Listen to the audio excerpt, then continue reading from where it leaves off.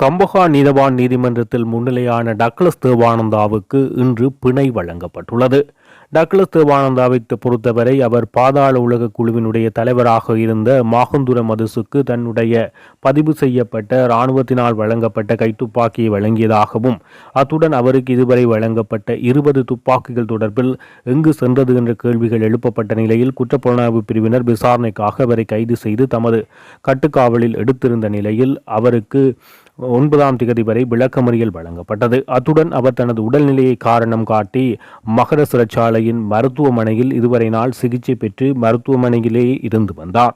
இந்த நிலையில் இன்றைய தினம் வழக்குக்காக அவர் கம்பஹா நீதவான் நீதிமன்றத்துக்கு அழைத்து செல்லப்பட்டார். அங்கு அவருக்கு இன்றைய தினம் பிணை வழங்கி வீடு செல்லுமாறு நீதிபதி உத்தரவு பிறப்பித்துள்ளமை குறிப்பிடத்தக்கது. இந்த விவகாரம் தொடர்பாக குற்றப்புலனாய்வு பிரிவு தம்முடைய விசாரணைகளை ஆரம்பித்து தொடர்பாக விசாரணைகள் மேற்கொண்டு வந்த நிலையில் இன்றைய தினம் அவருக்கு பிணை வழங்கப்பட்டுள்ளமை முக்கியமான ஒரு விடயமாக பார்க்கப்படுகிறது.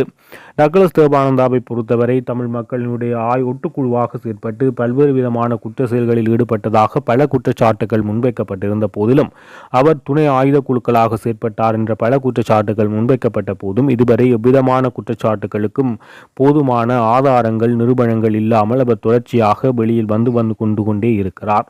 இந்த நிலையில் தற்போது இந்த விவகாரத்தில் சிக்கிய பொழுதிலும் தற்போது பிணை வழங்கப்பட்டுள்ளது.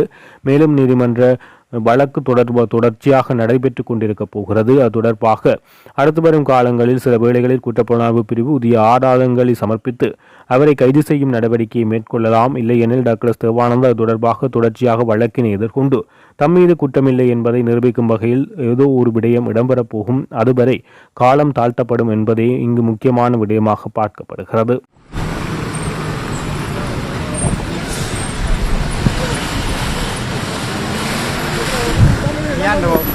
මේ අනුර ජනාධිපති සහෝදරයාට ස්තුති කරනවා. මේ දුන්න තීන්දුව ගැන මොකද හිතෙන්නේ? දුන්න තීන්දුව ගැන මොකද හිතෙන්නේ මේ වෙලාවේ? සන්තෝෂ. නීතිමන්ත්‍රයේ පුරුද්ද තීර්ප පෙටියෙන් නැගිටින. අර නීතිපතිතුමනි හොඳට තීරණ දීලා තියෙනවා. සන්තෝෂයි. ඒ නිසා අනුර ජනාධිපතිතුමාට මම ස්තුති කරනවා.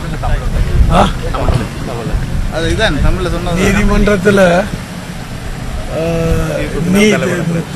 தீர்ப்பு கொடுக்கப்பட்டிருக்குது. அதுக்கு நான் தலைவணங்குறேன். அதே நேரத்தில் இந்த சந்தர்ப்பத்தில் அனுரா ஜனாதிபதிக்கும் நன்றி சொல்ல விரும்புகிறேன். நன்றி.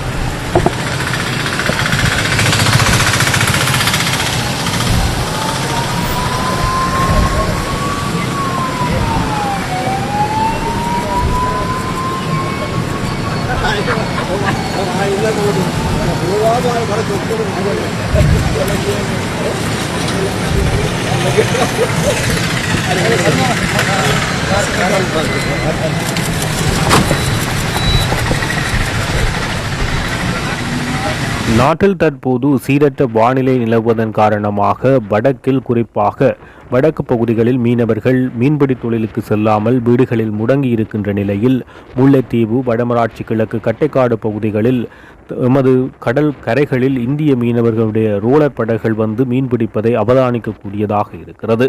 இது மீனவர்களிடையே கோபத்தையும் விரக்தியையும் ஏற்படுத்துகின்ற ஒரு செயற்பாடாக அமைந்துள்ளது. கட்டைக்காடை பொறுத்தவரை வடமராட்சி கிழக்கு கடற்பகுதியில் சீரற்ற காலநிலை நிலவி வருகின்ற நிலையில் மீனவர்கள் இன்றைய தினம் எவரும் கடலுக்கு செல்லவில்லை.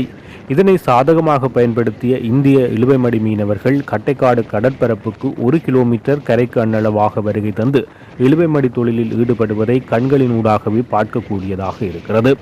இந்த நிலையில் இலங்கை மீனவர்களின் சொந்தமான கடற்பலத்தை சட்டவிரோதமான முறையில் கண் ஊடாகவே அவர்கள் அழித்து செல்கிறார்கள் எனவும் வெற்றிலைக்கேணி பகுதியில் இலங்கை கடற்படையின் மிகப்பெரிய கடற்படை தளம் அமைந்திருக்கின்ற போதிலும் கடற்படை தளத்துக்கு அண்மையாக வந்து இந்திய இழுவைமடி படகுகள் எந்தவித பயமுமின்றி மீன்களை பிடித்துக் கொண்டிருக்கிறார்கள். ஆனால் கடற்படை எந்த நடவடிக்கையும் மேற்கொள்ளவில்லை. கண்டும் காணாமல் இருக்கின்ற நிலைமை காணப்படுகிறது.